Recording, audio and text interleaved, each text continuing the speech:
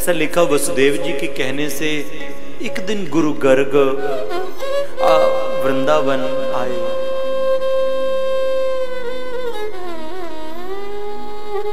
इस व्रज में गुरु गर्ग जी जैसे बड़े विद्वान, बड़े ब्रह्मनिष्ठ ब्राह्मण हुए। और देखिए नंद बाबा ब्राह्मणों के कट्टर भक्त।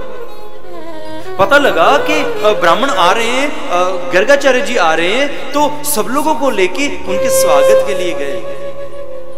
बड़े प्रेम से सम्मान पूर्वक उनको आकर के कुटिया में विराजमान करवाया। हाथ जोड़ करके कहने लगे नंद बाबा कि गुरुजी, पहले तो एक भी बच्चा नहीं था घर में, आपकी कृपा से 2 बेटे हो गए हैं इस बुढ़ापे में। 2 बेटे। अच्छा, गुरु गर्ग जी कहने लगे तो फिर नंद क्या नाम रखा बच्चों का?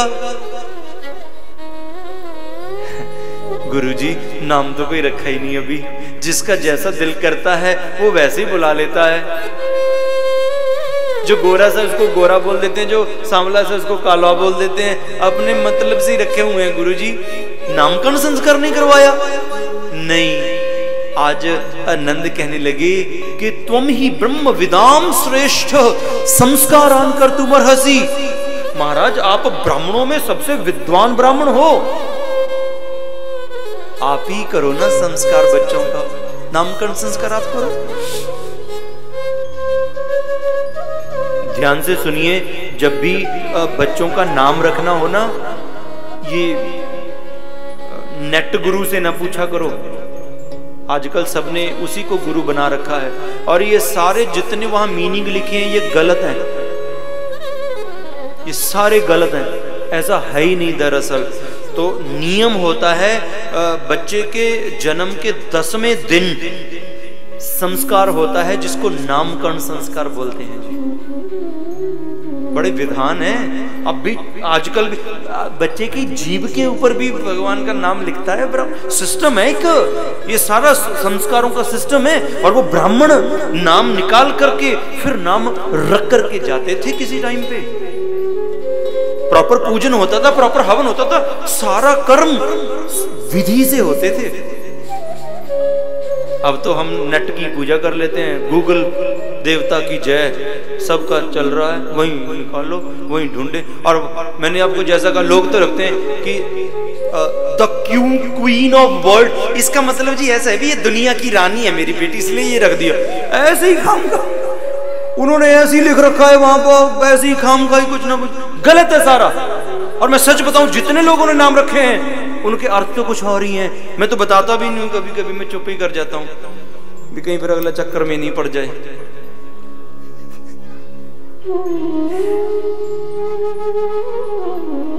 ऐसा है कि सनातन धर्म चक्रों में नहीं डालता जी। फिर ऐसा होता कि जो रख लिया चलो ठीक है, फिर बात खत्म। क्योंकि जो बर्थ सर्टिफिकेट पे नाम आ जाए ना, फिर वो चलता है जी, एंड तक चलता है। हर एक जगह बर्थ सर्टिफिकेट भी यूज होता है जी।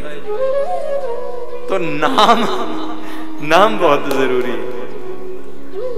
भगवान के नाम का कोई नाम हो, गोपाल सहस्त्र नाम में 1000 1008 नाम है, और जितने मर्जी रखते जाओ भाई। डिफरेंट टाइप ऑफ बहुत चॉइस है जी वहां पे, जितने मर्जी रखो। ये उल्टे सीधे नाम पर गूगल देवता से देख के मत रखो, इतना याद रखें। आज कहने लगे नंद कि गुरुजी आप ही कर दो ना नामकरण संस्कार, आपसे बड़ा विद्वान कौन हो जाएगा, और आप कर दो।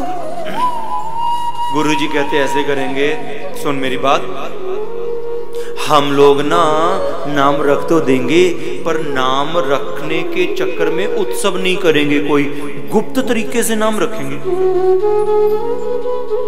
उत्सव नहीं करेंगे। क्योंकि अगर पता लग गया कंस को, यहां किसी ना किसी राक्षस को भेजेगा वो। आप लोग गौशाला में ले आओ बच्चों को, वहां नामकरण संस्कार कर देते हैं स्वस्ति वाचन करके। गए घर पे नंद बाबा यशोदा से बोले, यशोदा बच्चों को लेके चलो, गुरु गर्ग जी आए, उनसे नामकरण संस्कार करवाएंगे। अब गुरु गर्ग जी पे इतनी श्रद्धा मैया यशोदा की नहीं थी। वो एक शांडिल्य मुनि थे जो ब्रज में ही थे, उन पे ज्यादा श्रद्धा थी।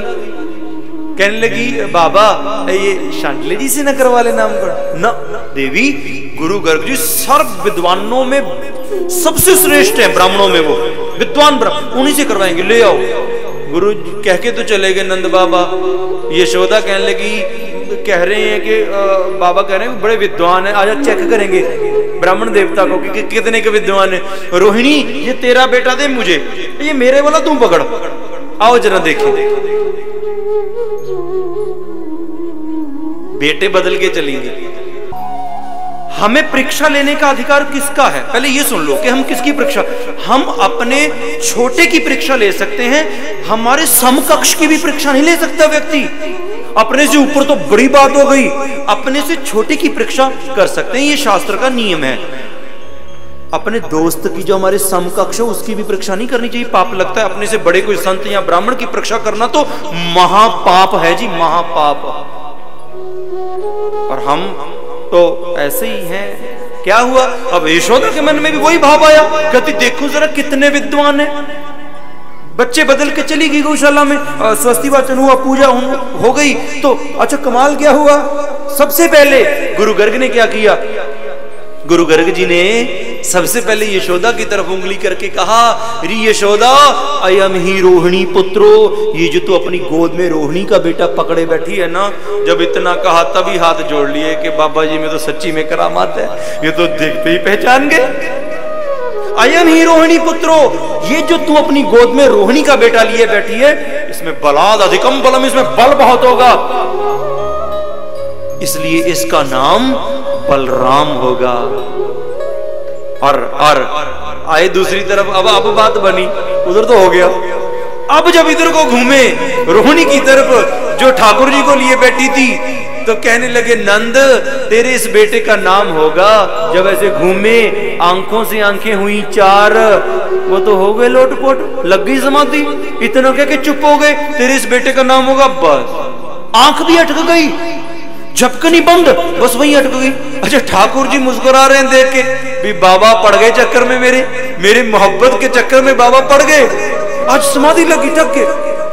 अच्छा यशोदा देख रही है 10-15 मिनट हो गए, गुरुजी बोल ही नहीं कुछ, समाधि। यशोदा कहने लगी रोहिणी से, रोहिणी कहीं गुरुजी नाम रखते रखते सो तो नहीं गए? कभी कभी बुजुर्ग व्यक्ति जी सो जाते हैं बैठे बैठे ही। वो कहती नहीं चुपचाप बैठ। आधा घंटा हो गया, टाइम बहुत निकल गया, गुरुजी की समाधि नहीं खुल रही। समाधि खोले तो खोले कैसे, वो गर्दन ही नहीं परे कर रहे। अगर वो निगाह हटाए तो कुछ बने, इधर वो निगाह नहीं हटा रही, यहां तो होना क्या था। जब बहुत टाइम हो गया, यशोदा रोहिणी से कहने लगी, रोहिणी इतना टाइम तो हो ही नहीं सकता, नाम सोचने लग जाए बंदा। गुरुजी हैं भी बुजुर्ग, उम्र भी बहुत लगती है इनकी। फिर कहती देखना कहीं नाम रखते रखते गुरुजी सुधार तो नहीं गए, हिला हलू के देख। आज गुरु गर्ग जी को हिलाया आके, एकदम से जब तक खुली होश आई, कहते गुरुजी नाम रख रहे। हाँ मैं नाम रख रहा था यशोदा, तेरा ये बेटा कभी गोरा बन के आ जाता है, कभी पीत वर्ण बन के आ जाता है। इदानीम कृष्णताम गतः, इस बार ये सांवला बन के आया है, इसका नाम कृष्ण होगा। और इसने पहले वसुदेव जी के घर में भी जन्म लिया है, इसलिए इसका एक नाम वासुदेव भी होगा। और बहूनी संति नामानी रूपाणी च सुतस्यते।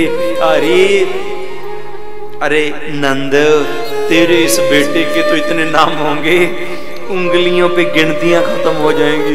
ये जैसी लीलाएं करते जाएंगे वैसे ही इनके नाम पढ़ते जाएंगे। नामकरण संस्कार तो हो गया। तो तब उस समय धन तो चलता नहीं था, धन नहीं चलता था तो क्या हुआ, तो भोजन पे बुलाया। गुरु गर्ग जी को भोजन पे बुलाया गया जी घर पे। अब पहले जो ब्राह्मण थे ना जी, वो सारे स्वयं पाकी होते थे। स्वयं पाकी माने अपने आप भोजन बनाते थे जी, किसी के हाथ का बना हुआ नहीं खाते थे। अब मैया यशोदा ने सारा भोजन का सामान दे दिया। अब सामान दे दिया। गुरु गर्ग जी ने गाय के गोबर से लेपन किया, बर्तन साफ किए, बड़े प्रेम से भोजन बनाया। भोजन बना करके गुरु गर्ग जी ने सारा भोजन रख लिया। भोजन रख के आज पर्दा करके टल्लियां बजा रहे हैं और मंत्र बोल रहे हैं, हे मेरे गोविंद राय भोग लगाओ। आप कभी भी देख लेना, जो अच्छे संत अच्छे ब्राह्मण हैं वो कभी भी कुछ खाएंगे, कभी भी, इवन के प्लेन में भी हों, तब मंत्र टल्लियां तो ना सही, पर आप यकीन जानना, ध्यान रखना, जब वो आप उनको कुछ खाने के लिए परोसोगे ना, वो 1 सेकंड के लिए अपनी आंख जरूर बंद करेंगे तो वो भोग लगाया जाता है जी।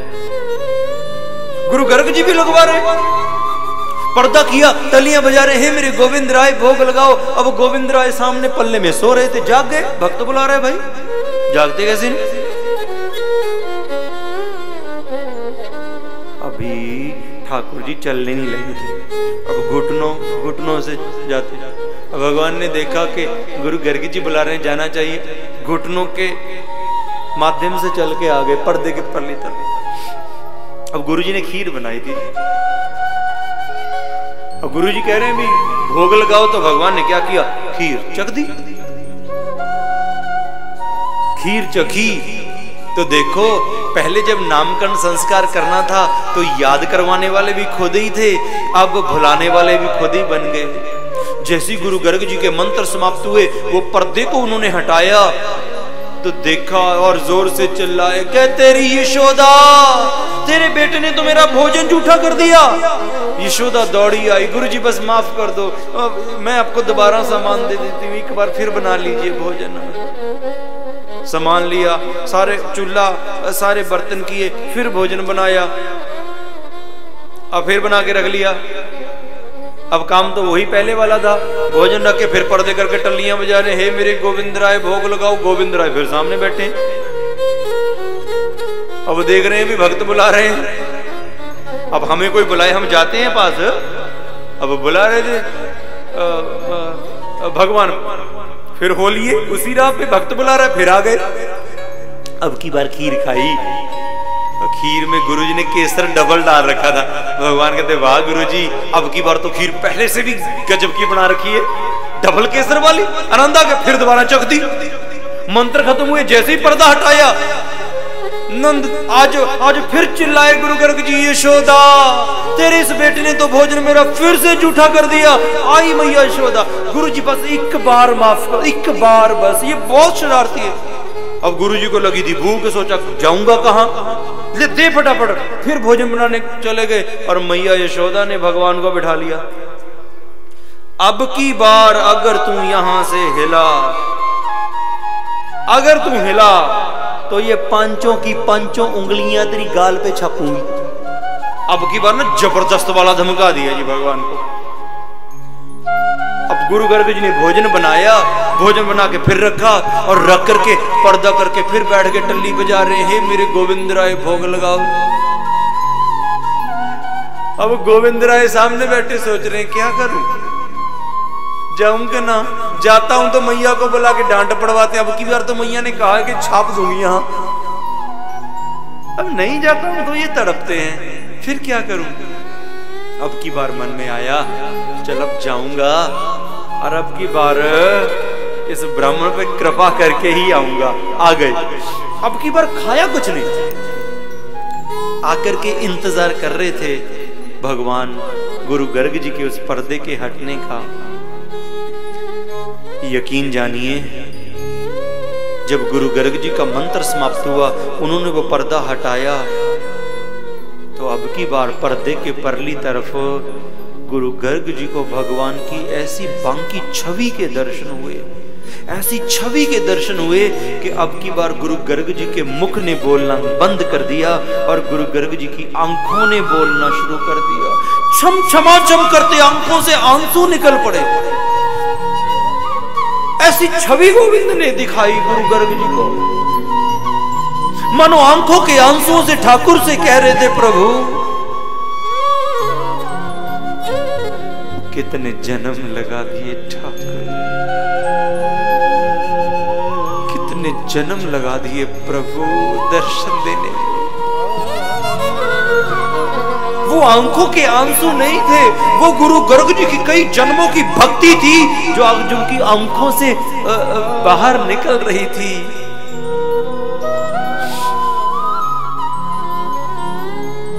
कितना तड़पा हूं मैं ठाकुर,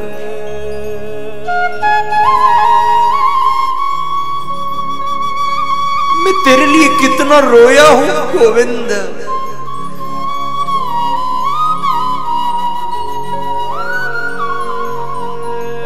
कितने जन्म लगा दिए प्रभु इस मिलन में।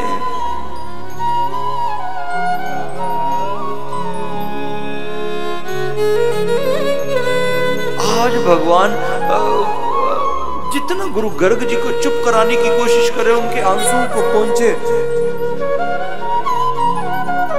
शिवदेव जी कहते उतना ही ज्यादा गुरु जी भाव में और उतना ही ज्यादा।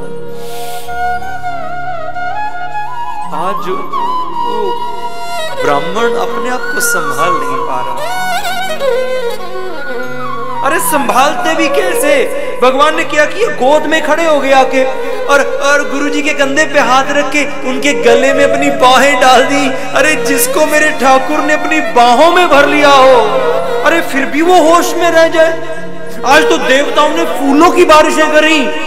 धन्य है ब्राह्मण तेरा भाग्य, धन्य है।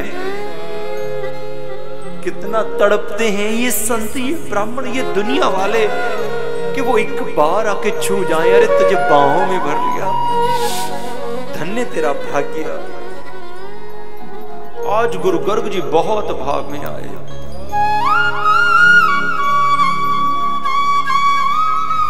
गोद में बैठ गए ठाकुर जी, गुरु गर्ग जी।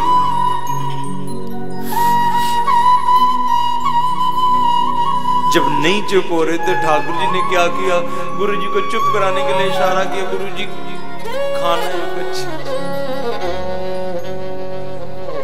गुरु गर्ग जी भगवान को खीर खिला रहे हैं और भगवान गुरु गर्ग जी को खीर खिला रहे हैं। भक्त भगवान को और भगवान भक्त को परस्पर आज खीर खिलाई जा रही है।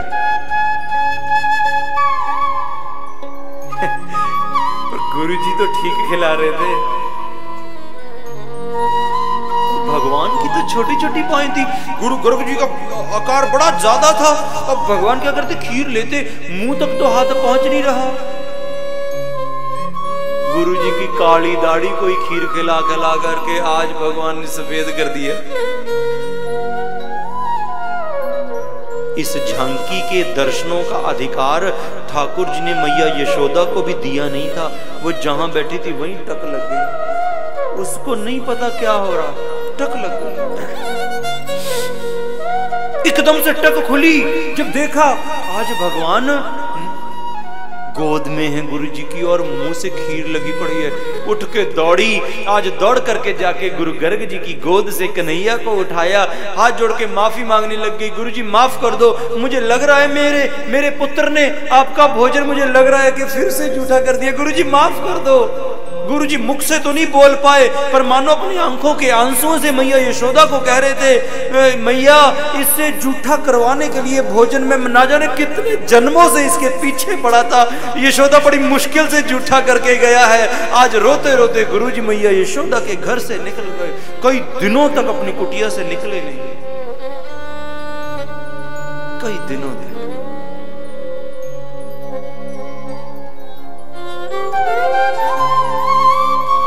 गोविंद की कृपा का नशा ऐसा चढ़ा, कई दिनों तक कुटिया से बाहर थे।